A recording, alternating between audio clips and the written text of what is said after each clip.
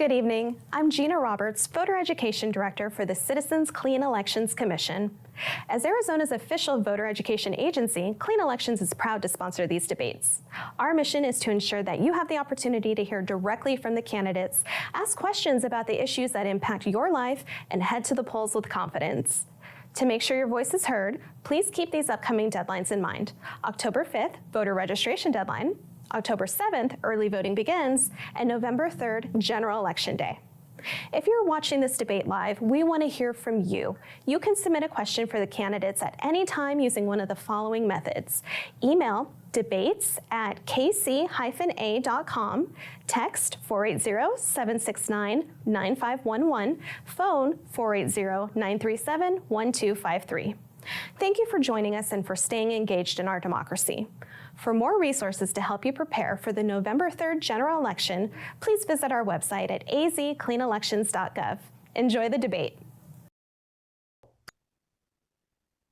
Good evening, and welcome to the Arizona Clean Elections debate for Legislative District 30.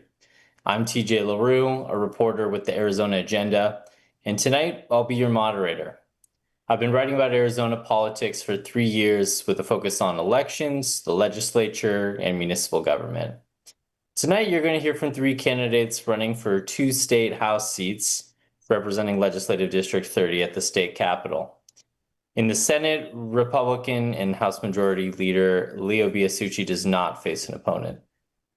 LD30 is a huge, sprawling district that encompasses most of western Arizona, snaking down from the Utah border through Kingman, Bullhead City, and Lake Havasu City, all the way south to the Army Proving Ground north of Yuma.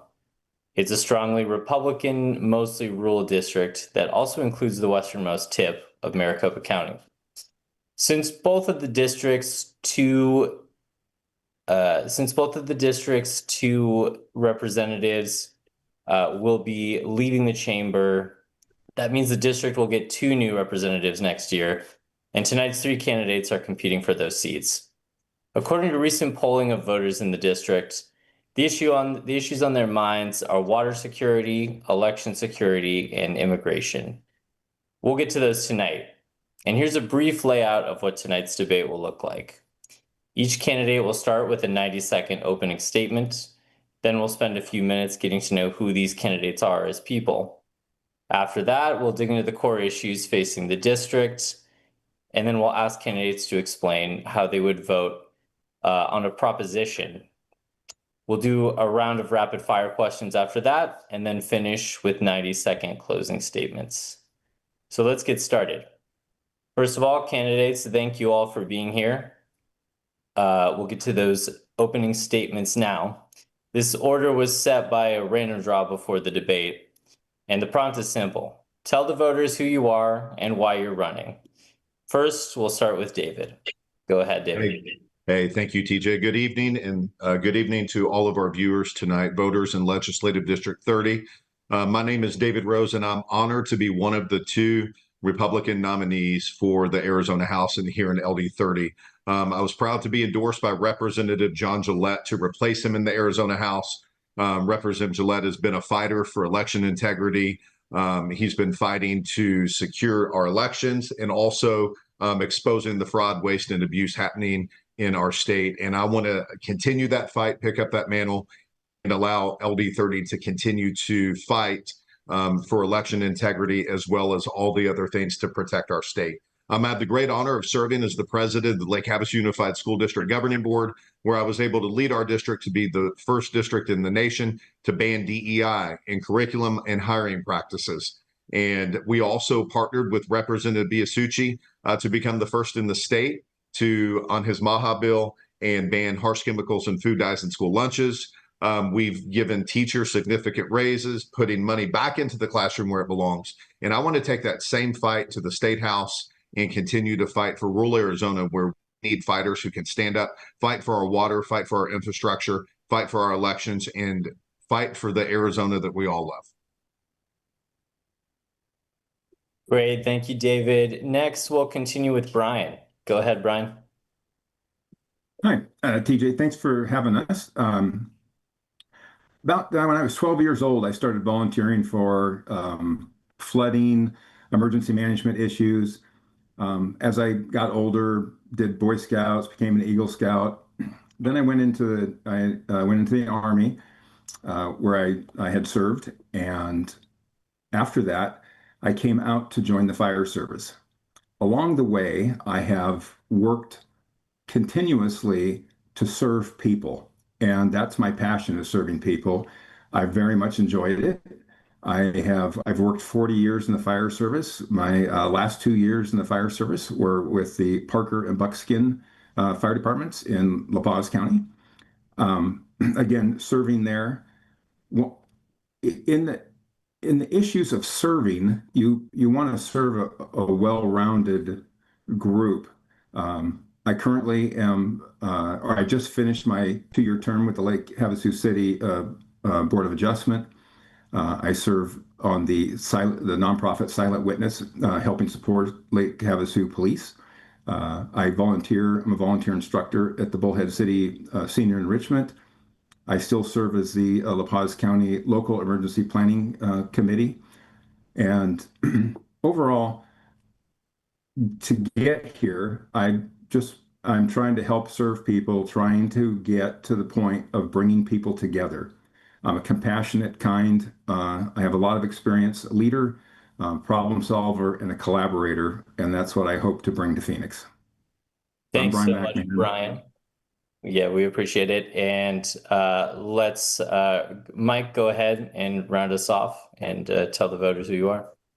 I think it's a pleasure to be here tonight. My name is Mike Ganuccio. I'm a 26-year resident of Mojave County. I started here as a mechanic, welder, fabricator, and moved myself up. I joined the sheriff's office in 2006. I was a resident deputy up in Meadview, worked all corners of the county as a patrolman, and I was a boating officer in Havasu. I did that until I was hurt in the line of duty and was forced to give up that career for medical reasons. From there, I started a farm in Parker. I'm a local rancher here. Me and my wife Kenna own and operate K&M Hay Company. We run a cow-calf herd of Angus cattle. About 5 years ago, I was elected as president of the Arizona Cattle Growers Association. Through my 2 terms as president, our job was to represent the ranchers, and it's not a party line. It's just the ranchers of the state of Arizona. So we spent 5 years, or we've been working for 5 years in the state of Arizona to produce legislature that protects agriculture, ranching, water. I've been involved in a lot of it. We've managed to get several laws and several bills through. We've gotten over $30 million out of state budget to support our industry. And I look forward to moving on to protecting LD30 with its best interests. I'm endorsed by Representative John Gillette, my neighbor. We worked on bills together, and I'm endorsed by the Arizona Police Officers Association and the Arizona Chamber of Commerce PAC Association. Thanks so much, Mike. Let's move on to our first round of questions. But first, a quick reminder for any viewers, you can submit a question to candidates at any time. Email debates@kc-a.com, text 480-769-9511, or call 480-937-1253 to get those questions in. So our first segment is about who you are, not your policy positions, but what shaped you, how you think, and who you'd be once in office. In this round, each candidate has up to 90 seconds to answer, and there are no rebuttals in this round, though there will be in later rounds. So the first question, none of you have served in the legislature before. With your knowledge, your working knowledge of the Arizona legislature, what in your policy or in your professional background has prepared you for politics and policy, and how will you apply that background if you're elected? So in this round, in this particular question, we'll start with Mike. So Mike, go ahead. So what I feel makes me good for this position is I started working full-time at 17 years old, stacking stone in a stone quarry. I'm certified in hydraulics, pneumatics, electronics, diesel engine repair, grade checking, plan reading, surveying. I've worked on road crews. I have a law enforcement background. I have a lot of life experience, a lot of which is really useful in legislature when they're trying to pass bills through. We need a lot of common sense and life experience to do the best thing for what's best for our district. And with my diverse background, I think I bring a lot to the table. Great. Thank you, Mike. We'll continue on with David. Hey, thank you, TJ. So for me, first, my experience serving as school board president, right now, I'm already working on policy. And in doing that, I've been able to work across the party lines to get policy implemented into our district and put students first. Also, my experience serving on the National Faith Advisory Board to the president as on the pastoral team. And in that role, I'm working on policy that defends people of faith on the national level. So I bring that experience to the table. And I've built relationships already at the Capitol when it comes to policy. And I look forward to continuing to build those relationships and getting great things done for Arizona. Thanks so much. And lastly, Brian. So, as I said, 40 years in the fire service. I served just over 15 years as a chief officer. In that time frame, I have done policy development, policy improvement, making best practices. But more importantly, it's taking the fact that you have a policy and implementing it, getting it passed. I've worked with city councils and county councils to get policy passed or items that would help to form their legislation, giving that improvement. As a servant leader, I'm very focused on being a problem solver and helping people get to be the best they can be. And I do that through collaboration. And I think that's what I bring to the table is a ton of experience as well as a professional negotiator. Great. Appreciate that, Brian. So the next question, it's a rather simple one. What's one thing that frustrates you about your own party? And I think this is also an opportunity. I don't know if anybody has really said much about what party they belong to, but it's also a good opportunity for voters to understand a little bit more about that. So first on this one, we'll start with Brian. Brian, reverse order here. Brian, what's one thing that frustrates you about your own party? So being the party of inclusivity, we respect everybody's opinions. And sometimes that takes a long time and sometimes it's fractured. And so when you're working with people, getting to the point of trying to get together takes a little bit longer, sometimes frustrating, but we're willing to listen to everybody because the more opinions you get, the more diverse opinions that you can have, the better the outcome. And okay, well, we'll move on to Mike. Mike, what's one thing about your own party that frustrates you? I don't think there's anything wrong with my party. I think we all struggle with the same problem, and it's just people, and we all just need to learn how to figure out how to get along and make everything work good for the common goal and for the common ambitions of what the party wants. But as far as what the party stands for, I don't have an issue with any of it. And nothing frustrates you about the party in any detail? Nope. And same question for David. Hey, thank you. Along with Mike, it's in opinions. If you're looking for something that you could try to pinpoint, everybody's opinion has to be right because we're Republicans, we're independent thinkers. But as far as the party, the Republican Party is stronger than it's ever been. And we just need to make sure that we're able to communicate that we need people to get out and vote in the general election to get Andy Biggs elected as our next governor and save Arizona. So other than that, the Republican Party in Arizona is doing a great job. I'm very thankful for Sergio Armano, our party chair, who has done great things since he's taken the reins. And I'm looking forward to what happens in the future. All right, great. Next question. We're time to get frank and honest here.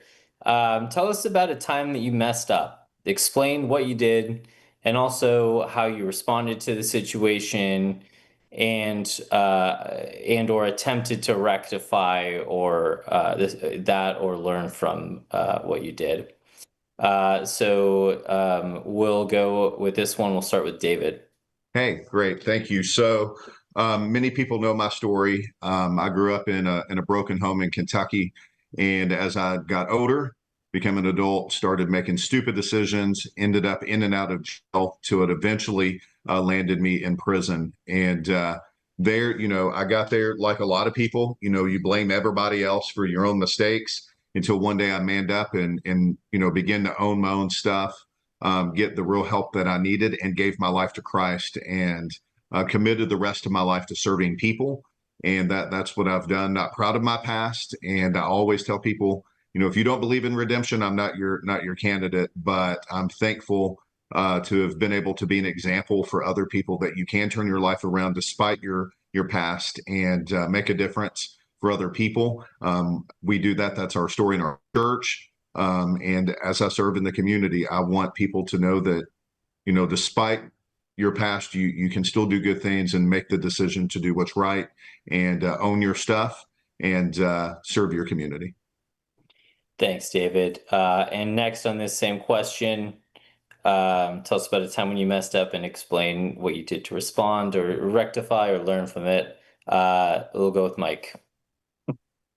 Gosh, I've never really been in trouble. I guess the biggest mistake I ever made was I've been married twice, and I wish I would have just met my wife a lot sooner, and my life would have been a whole lot better. But I mean, as far as daily stuff goes, I'm a mechanic. I build $50,000-$60,000 engines on a regular basis, and you make a small mistake and send a rod out the side of a block and cost you $50,000 worth of work that you got to pay out of your pocket.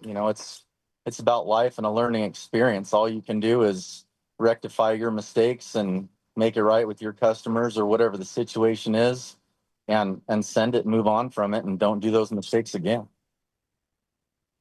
All right, and then we'll finish off here with Brian. So I was up trying to convince the city council to give $1.2 million to buy a couple fire engines. They asked a significant number of questions. I answered them. They voted, they approved it. And when I was done, I walked away, and one of my coworkers says, "You're working from the wrong sheet. That's not the right price."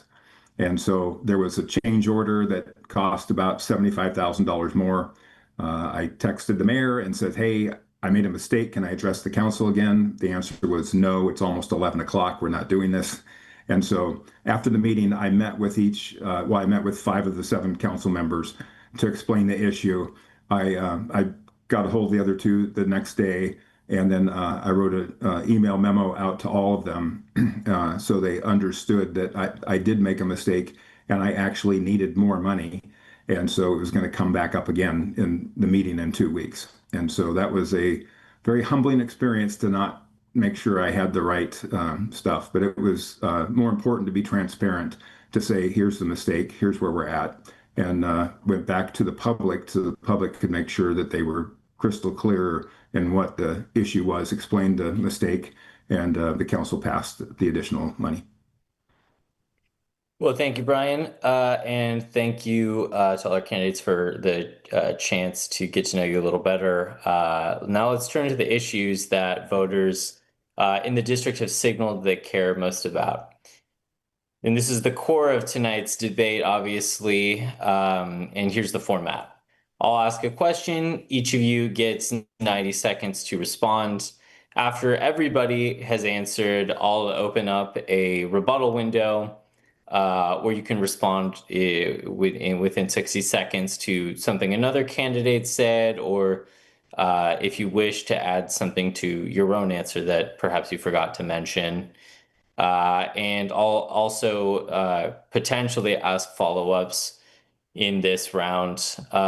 So our first question here, and this is something that several voters told us they wanted to hear candidates' thoughts on, so we thought we'd oblige them. Considering how large the district is, one of the major challenges will be serving all of its counties, cities, and constituents. And what voters wanted to know, and what several voters claimed, was that the North District in Mojave County is often overlooked overlooked and forgotten.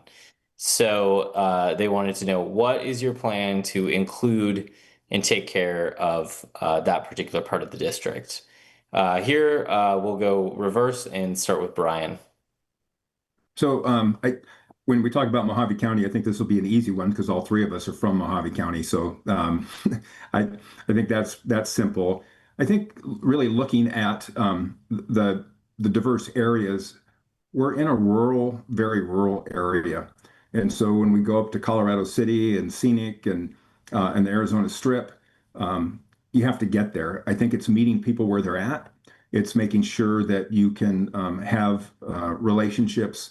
Obviously, we want to have relationships with the cities involved, with the counties involved, to make sure that we have that piece, and making sure, even though it's a little kind of dot on out of Maricopa County, but engaging Wickenburg as well. But keeping open dialogue, that's the key, and building relationships before you have a concern, so you know who to go, where to go, and you don't have to introduce yourself as the new guy. You've already built those relationships. So I think that's the important part. Great. And then next with this question, we'll go with Mike.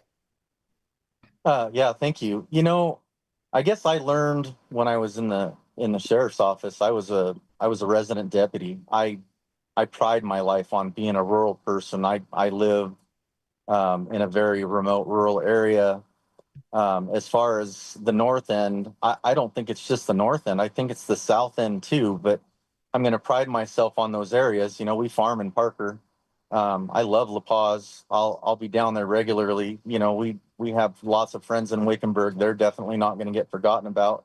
And as far as the Arizona Strip, you know, when I was a resident deputy, my sheriff sent me up there to go help the community when it was having some issues, and I've loved it ever since. I go up often. I'm friends with the mayor and several of the community leaders there, and I guess once in office, you know, we're going to have to figure out who's going to do best for what. I look forward to using my strong points in legislature that will represent those areas, and we're going to have to work as a team to get it done. But I darn sure make well known when I go to places, whether it's the Strip or if it's La Paz. You know, if there's something that you need or I'm missing, please let me know so that I can show up, because we're never going to catch it all. We're still going to rely on those communities to give us heads up, but communication's everything. If I have to, you know, we'll have regular meetings with them if there's something going on, but if there's something immediate, you know, we're still going to have to rely on them to give us notifications too. But everybody's just as equal. Everyone's just as precious in their needs. And I look forward to taking care of everybody to make sure everyone gets equal representation. Great. And then finally, David. Yeah, thank you for the question, TJ. So this was actually one of the things that I campaigned on in having conversations with a lot of mayors across LD30. There are communities that do feel unheard and that they never see the representative. And it is a large district. So one of the things that I committed to was having monthly calls with each mayor in the district and their city manager, or town manager, so that we could plan. They can update me on the things they need from me as their state representative, and then I could meet with my team, which would be, future Representative Ganuccio, hopefully, and Leo Biasucci, who will be our senator, and us work together as a team. That's what LD30 is used to. We've had that with our former representatives, and that is what will continue. And also having town halls. I think town halls are important. A lot of people say they're a thing of the past, but I think it keeps people informed, and it's something that whenever session is out or on the weekends, I would love to, tour the district, do town halls, hear from the voters and constituents, and then be able to update them on what's happening at the legislature. Great. Does anybody want to respond to anything any of their opponents said, or add on to something said? Brian, it looks like you do. Go ahead. So I failed to say this. I think it's also important that we include our tribal partners as well. I think they're key players, and engaging with them is critically important. Yeah. I guess as a follow-up too, I mean, of course, all three of you live in Mojave too. So I'm wondering if you might want to tell voters a little bit about, what you have done to build relations or what you would there's been kind of some mention, but build relations with key community members in the southern part of the district or the other farther corners of the district since it is so large. And go with David here. Yeah, no, thank you. So I've already begun to build relationships with County Board of Supervisors in La Paz, Mojave, Yavapai, because we do have a sliver of Yavapai County and Wickenburg, as well as the mayor of Wickenburg, Colorado City, working with elected leaders in Parker. Parker, a lot of times, all the way up to Quartzsite, these are areas that sometimes feel they're not heard. And so, as well as both Kingman, Havasu, already have relationships with those leaders. And so those are things I've already been working on, calling them as we get ready just in a few months to head into January for session, asking them, what are the things that are essential for you as we come into the next legislative session? What can I do for you as your next state representative? So I'm already having those conversations. And Brian, any thoughts on this follow-up? Again, over the weekend, I just had conversations with Chairwoman Flores of CRIT and some CRIT tribal members. I spoke with one of the La Paz Board of Supervisors who I've worked with all three when I was a fire chief, continually there at their meetings, engaging with them. So yeah, engagement is important. It's just making sure that we get everybody. Yeah, and then finally, Mike, if you want to add to this one. Yeah, no, I agree with everything that's being said. I was just down in La Paz. Well, I'd made 3 trips to La Paz in the last couple of days. I was talking to a couple of the farmers down there, the farm manager for the tribal farm. I have lots of friends and colleagues that are down there, so I get to hear a lot of the issues. As far as the board of supervisors and the mayor and whatnot for the cities, it's a new relationship that's just starting. I've made my commitments to them. All I can do is stand true to my word and my promise to them that I'll be there for them. As far as the northern end, I'm constantly in contact with them.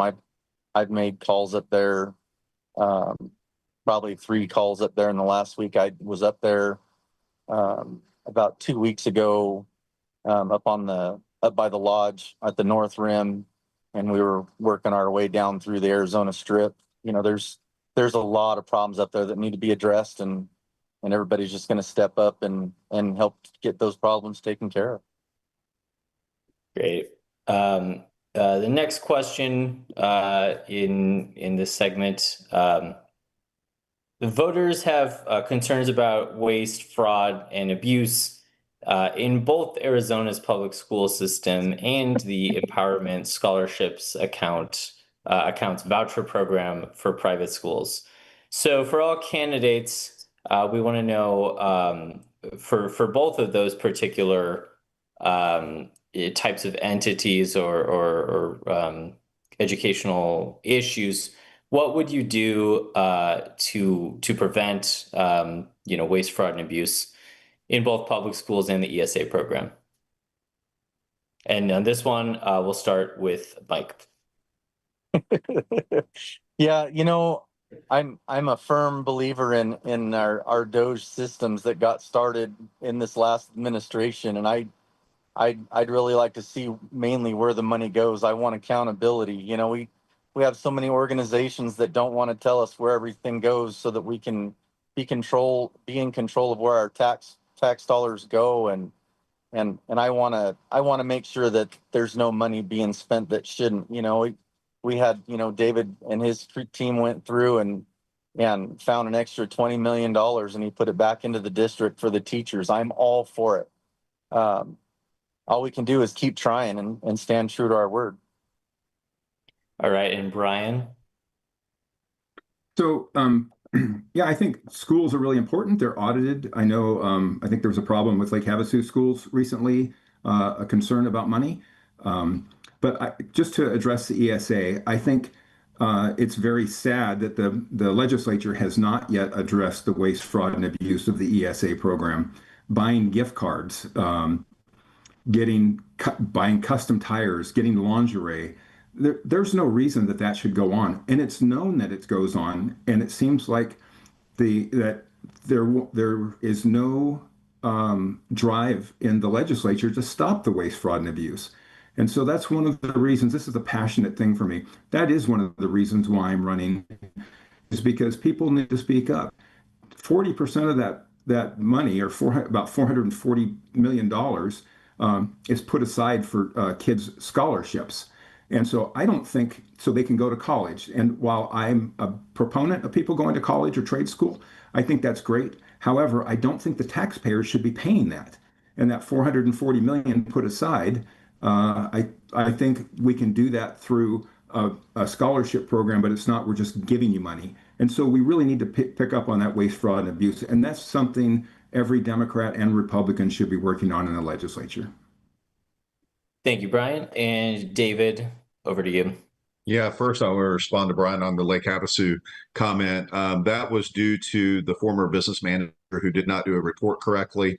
That report has been fixed, and the Auditor General has cleared everything. So, and then as far as public schools, that's really where a lot of issues lie. You know, when it comes to ESAs, there is protections on ESA funds. You know, we hear all the time about the this was bought with ESA money, and that, the reason those things were found is because there's protections in place. So let's just be honest. That's why, and that money had to be paid back.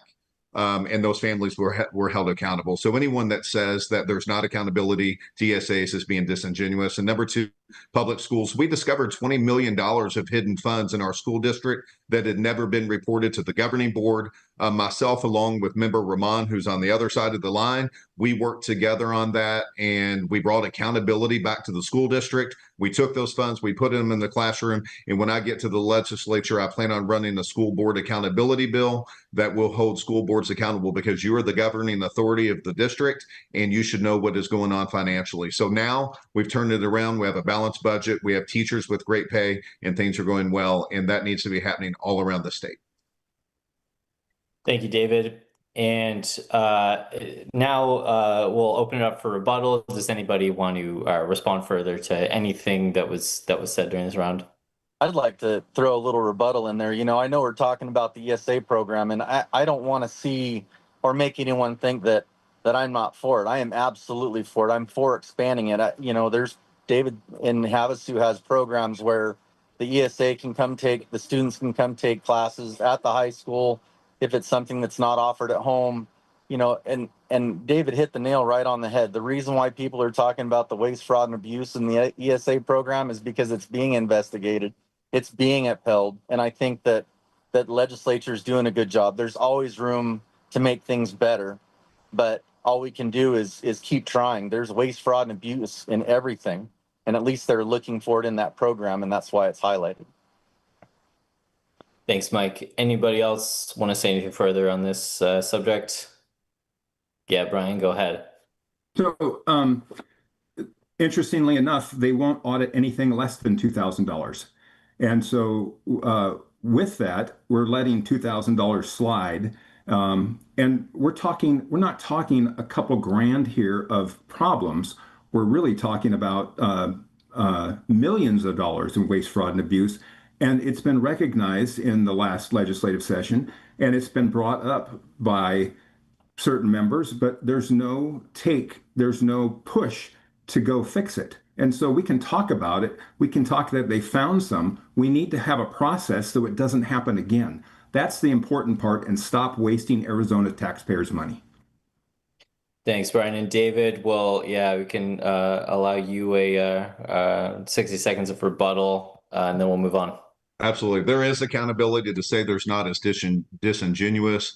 Republicans have fought hard. Now that standard is being set across the state. If we want to talk about fraud, waste, and abuse, let's talk about Governor Hobbs and what she's done. Let's talk about all of the corruption going on with her programs. That's where the corruption is. That's where the taxpayer money is being abused and misused, and she needs to be held accountable. So if we want to get to the nit and gritty of that's where the issue is. We need to understand when it comes to education, public schools are not a one size fits all for students. Not every child benefits in that area. We have an obligation to put kids first. That's why our district partnered with ESA families. Public school districts and the state, those on the other side of the line, need to stop looking at ESA families as the enemy. They are not our enemy. We can partner together like we have at the Lake Havasu Unified School District. Put kids first. Make it about kids. Stop making it about politics, and do great things. And we can do that, and we should be able to work together to do that. Member Ramon, who is Brian on your side of the aisle, has been a great collaborator in that. And she has seen the benefits of that for students. And so I think we should be able to take that same thing to the state as well. And the Democrats in the state need to understand that we can do the right thing. The right thing is being done, and put kids first again. Thank you. All right. Thank you, everybody, for the spirited discussion. We'll move on to our next question. Data centers and tech facilities are becoming one of the most contentious issues in Arizona. Where do you stand on data centers, and how do you balance infrastructure needs with outcry from local communities that don't want them in their backyard? Here we'll start with David. Okay, thank you. This is a huge discussion right now. First of all, I have an issue with someone coming into our state and using our resources that we're already short on. That is a conversation that we must have.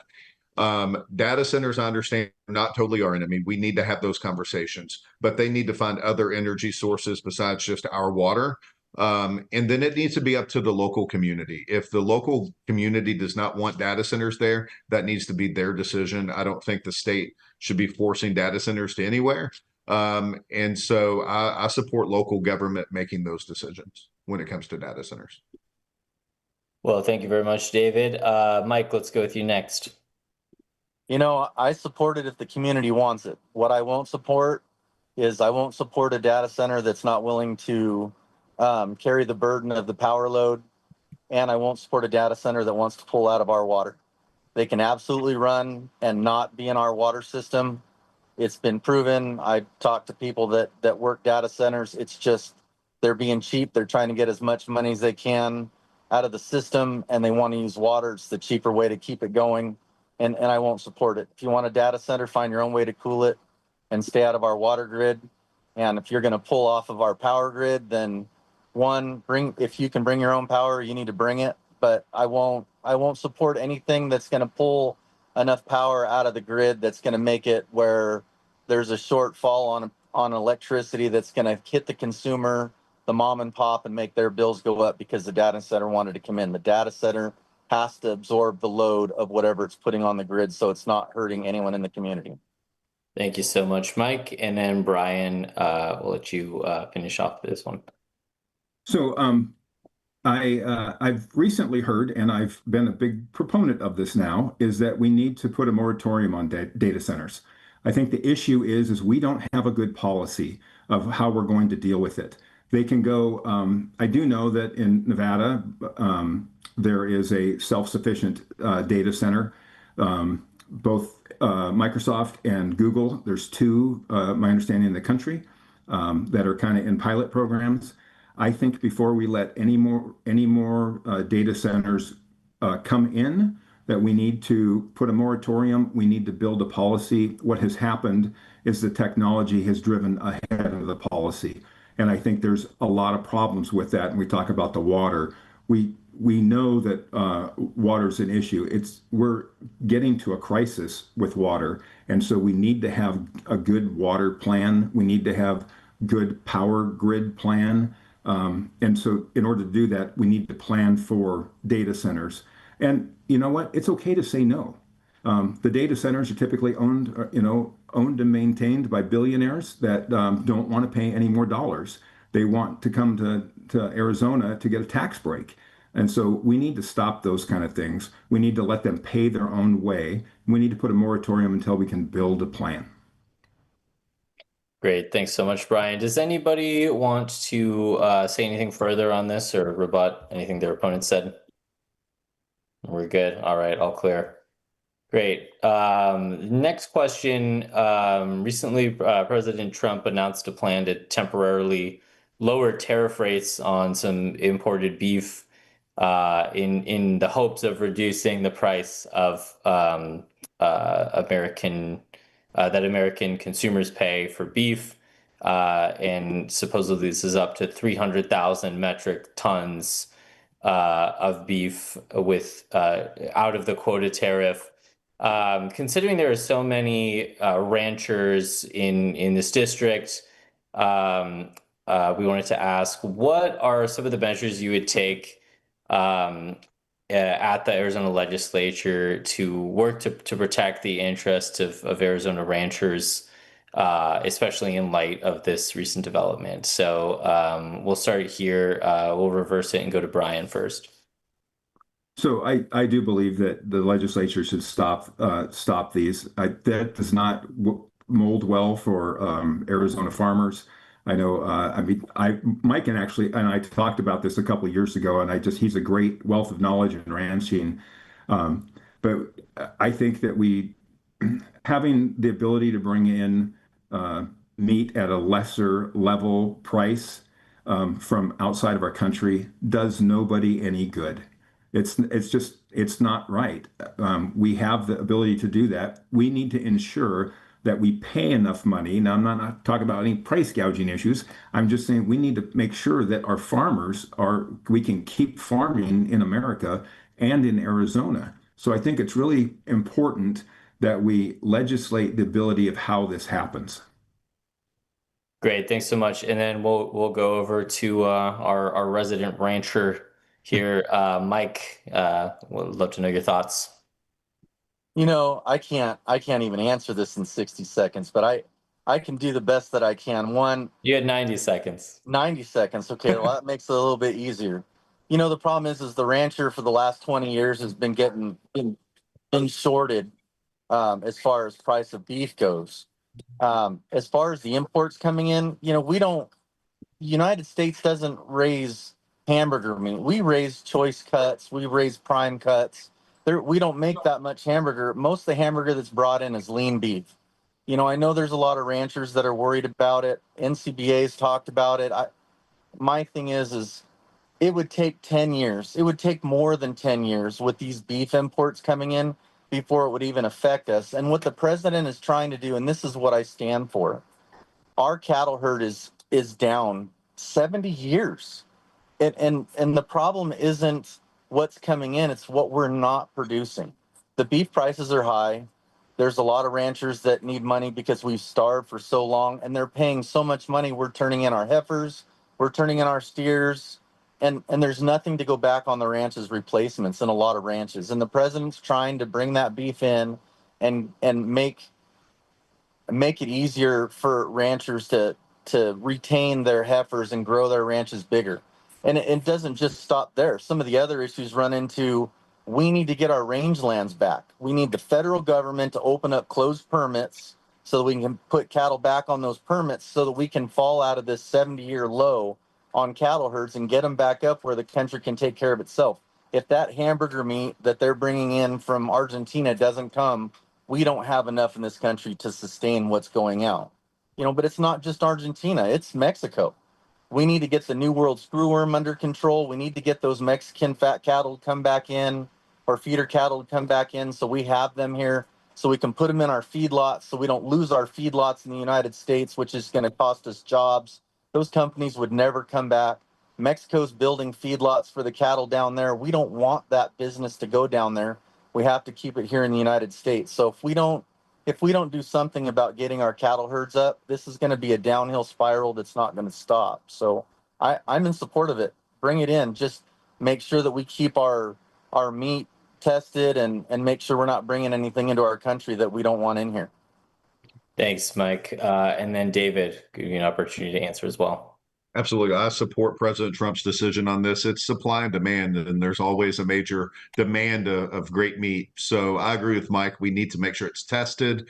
and that we're not bringing in tainted meat or something that's going to harm folks. But also think we need to revive the farming industry in America, and we need to do that through education. We need students to want to be farmers and ranchers again. We need to look at how do we do that and make Arizona the leader in that. And those are conversations that need to happen through the Department of Education, at the state level, and also on federal levels. And then as far as working to protect Arizona ranchers, specifically in the beef industry, myself as well as Mike Ganuccio, we both have relationships with Congressman Gosar, as well have relationships with every congressman in Arizona. And we have those conversations with our federal government to fight for Arizona. And that those relationships, when you go to the state legislature, you have to have relationships in DC to get things done. That is extremely important for your district. And so I will make sure to do that and fight for our cattle ranchers here in LD30. Great. Does anybody want to say anything more on beef? I would like to say that I respect both opinions. David, thank you for standing up for the rancher. We're grateful. It's an education that most people don't have, and anyone in legislature, I'm happy to help in any way I can, but thank you for your opinions. Great. Thanks so much, everybody. We'll move on to our next question. So every candidate in America right now is running on affordability.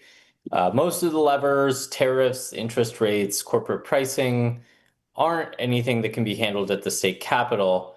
So name one thing the Arizona legislature can actually do that a family in Mojave County or any of the areas of the district would feel the difference in their monthly budget. And on this one, we'll start with David. Great, thank you. Our legislature just did it. Katie Hobbs vetoed President Trump's tax cuts 3 different times. We were the first state to do it. We are the party of making Arizona affordable again. Katie Hobbs has made Arizona the least affordable it's ever been in its history. We got to get her out of office to get Andy Biggs in. He already has a plan to implement affordability in Arizona. I'm on board with that, but we just did that this last legislative session, and President Trump's tax incentives implemented, and the work will continue. We'll continue to cut taxes, cut the red tape, and cut as much back for business owners as well. I think that's important. We need to support local business, and that means cutting back business taxes and fees, those types of things for them as well, so that they can afford to pay their employees. Thanks so much. And next we'll go with Brian. So I would just say I didn't know President Trump was legislating in Arizona. That surprises me, especially at the executive level. One thing we can do is we can look at trying to lower housing costs. We can look at different ways to permit, to streamline permitting, to look at how that slows the process down. As we slow building down, what happens is prices continue to rise. And so your $300,000 home could be $320,000 by the time you wait for all the processing. Streamlining permits has been a big thing across the country. That would be something that the legislature could take care of today. Great. And then Mike, give you the opportunity on this one as well. Gosh, Brian and David both stole my thunder on all of it. I agree 100%. The only thing that further follows on that, and I'm sure you'll bring it up later, is our water. It may not be costing people right now, but it's gonna in the near future. So I want to fight for Arizona's water and our water solutions so that we can try and keep those water rates down and keep water in everybody's homes before we run into any more of a major issue than we've got. But we are in critical status right now with our river water and Maricopa's water issues. So I want to be part of the solution so that it's not in everybody's pockets. Certainly. Anybody else want to add anything else in this round?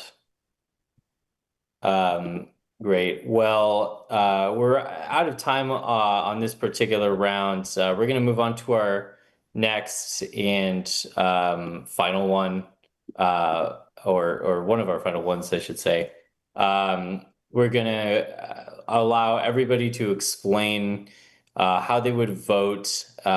Specifically, we're going to be talking about measures that are on the November ballot. So I want to know how each of you would vote, and if you can provide a little bit about your thinking. We're going to be talking right now about Proposition 319. So during the November election, Arizona voters will have the chance to determine the future of traffic photo radar and automated enforcement systems. What Prop 319 does is fairly simple. It prohibits state agencies and local governments from installing or using new photo enforcement systems like radar or sensors linked to cameras for speed and red light violations. It does permit local authorities with existing photo enforcement systems to temporarily continue those operations with them, but also forces local governments to get voter approval via a local referendum during the November 2027 elections to keep those cameras running. So everybody's got 1 minute here. How do you vote and why? So we'll start with Brian. So this is a kind of a tricky one because I believe there's some value in some camera systems. I think that, but I think the way this is worded, it's very poorly worded. I Part of the problem is that the legislature has referred this out. They could just simply make the law, but they choose not to spend the time to make good legislation. So this is unclear about what it would do. I would just give you an example on this last Monday. Oshkosh, Wisconsin was just extended their flock camera contract. They expanded it at the request of the police chief. And then one of the questions was, do they track? Are they tracking all the way around? Do you see one car? Do you track it through all your cameras? And Flock said, no, they don't. And then when they were done, the police officers of Oshkosh reached out to the police chief and says, that's not true, and we'll show you. The police chief went back the next day and said, hey, I'm not in favor of this. That's not what we were asked for. So I think we need to have, this is another thing where technology is getting ahead of the policy. And I think we need to write a good policy that addresses all the issues. And this is not, in my mind, a good policy. It's not well thought of. While I like the concept, I think the wording is incorrect. I think the legislature needs to do their job, and I would vote no. Thanks, Brian. And David, how would you vote on this one? Yes, I vote yes on this. I'm a yes vote. We need to restrict some of these things that are happening. A lot when you listen to constituents, they don't trust these systems. They feel their rights are being violated. And I'm going to go a step further. We need to take funding and put into police departments and equip our law enforcement to be able to properly do their job and depend on human beings and not camera systems. So that's my take on this, and that's where I stand. So great, thanks, David. And Mike, lastly, over to you. I'm going to have to rely on my training and experience on this one. I disagree with it. I think that cities that are using cameras for radar are just bypassing a job that we're paying law enforcement to do. I'm a firm believer in law enforcement patrols. I don't like the cameras. We had this a few years back where we had these cars out on the highways taking pictures of cars going by to give them tickets, and it just drove me crazy. It was dangerous. I went through one in a priority call, and I almost wrecked my patrol car because the flash was so bad. I am completely against those cameras. And then when you get into flock, it is technology that we're not ready for. But I think that it's too much control of what's going on in our communities, and people do not have the right to track me. I don't want the government tracking me. I don't think the cameras should be allowed, and I'm against them. Though I do support, when I was a police officer, I thought it'd be great to have a camera out there to catch some of the bad guys that were coming in. We could look at the footage from the cameras to say, hey, who's driving by at 2 o'clock with a bunch of stuff in their truck? Because I had a burglary in this area, and it gets hard in a rural area to figure out who's doing it. But they've gone so far into tracking that they can track a semi truck from New Mexico all the way to Kingman and know all the times and what the driver's been doing to get to those areas, and I don't support it. The government has no business being involved in that. Thank you, Mike. Appreciate everybody giving their thoughts on this issue and this proposition. With that, we have time for one more round before we move to closing statements, and this is a rapid fire round. So these are all yes or no questions, or if they're not yes or no questions, they're tailored for kind of a specific, couple of words. And we'll have 15 seconds each on these. You can add, short reasoning if you'd like, a sentence or so, but please keep it tight. So the first question, in a word, what's the single biggest issue facing Arizona right now? And on this one, we'll start with reverse and go to Mike. I'm sorry, what was the question? What is the single biggest issue facing Arizona right now? Water. Water. David? Water. And Brian? Affordability.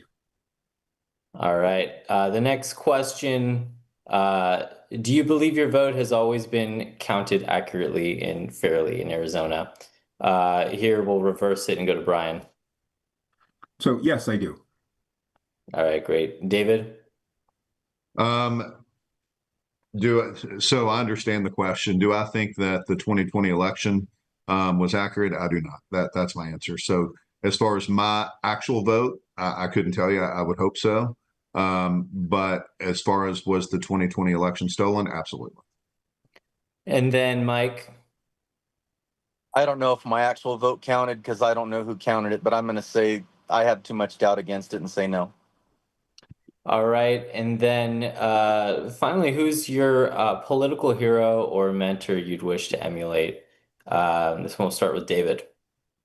For me, it was President Ronald Reagan comes to mind. He was able to work across party lines. He was respected by almost everybody that he worked with, and he was able to unify the country together and get great things done for our nation. And we need to see that again in America, where we can set our differences aside, work together for the betterment of America. And so I hope to see that kind of stuff in the future. And but unfortunately, we live in this era where politics is so irrational at times. People just don't want to have conversations. So we need to see that again, and I appreciate that about him. So yeah, all right, Brian. And John McCain, Senator McCain. I think he emulated that we can have disagreements, but we can respectfully do it, and at the end of the day, we can come to good legislation. And so I think he's kind of the epitome of what politics should be and how we should get back to it. And Mike, quickly finish us up here. Mine'll be fast. David, you couldn't have said it any better. He's been my hero since I was a kid. All right, and thanks everybody. That means we've reached our closing statements. So each candidate gets 90 seconds here. We're going to go in the reverse order of how we started with the opening statements. So that means we'll start with Mike. Go ahead and give your final pitch to voters. Thank you for being here today. Thank you for hearing us out. I wish we had more time. I'm looking forward to going into legislature to work harder and make sure that our water's protected in Arizona, that our permits and businesses are streamlined so that we can cut all this red tape and make our communities stronger. I look forward to representing all individual communities in LD30 so that your voices are heard, so that we can make sure that our corner of the state gets what our equal share is, so that we can thrive and excel in our communities. So anyway, November, please vote Mike Ganuccio for one of your representatives. Great, thanks, Mike. And then Brian, you'll be next. Okay, so I think the thing on people's minds around here that I talk to is affordability, water issues, rural health care with the big, beautiful bill coming up. We're going to see Medicaid people suffer here after the general term elections with the changes, public safety and emergency medical services. Government waste, I think we all agree on that. That we need to also better the schools. I think those issues are something that you need to find somebody who can collaborate on, who is a problem solver, who has the ability to reach out and talk to everyone, not just a particular party or a particular side, or that I represent, whatever this person says, that we need to have it open, fair, and honest. I'm Brian McMahon, and I'm asking for your vote. Thank you, Brian. And we'll close things out now with David. All right. Thank you. Thank all of you for watching tonight. And I'm hoping to earn your vote and be your next state representative, along with Mike Ganuccio and Leo Biasucci in the Senate, so that we can continue to have a great team that fights for Legislative District 30 to do great things, to break funding back to our district, as our current representatives have done, and then former state senator Sonny Borelli, who fought hard for this district as well. And I want to continue that same fight, that same teamwork that our district is used to at our state capitol. You can go to my website, votedavidrose.com, for more information, and I'm looking forward to earning your vote in November. All right. Well, that concludes tonight's debate for Legislative District 30. Thank you again to all the candidates for being here, and to all the voters who tuned in and are informing themselves ahead of the November 3rd election. For any official voter information, please visit ArizonaCleanElections.gov. And with that, have a great night, everybody.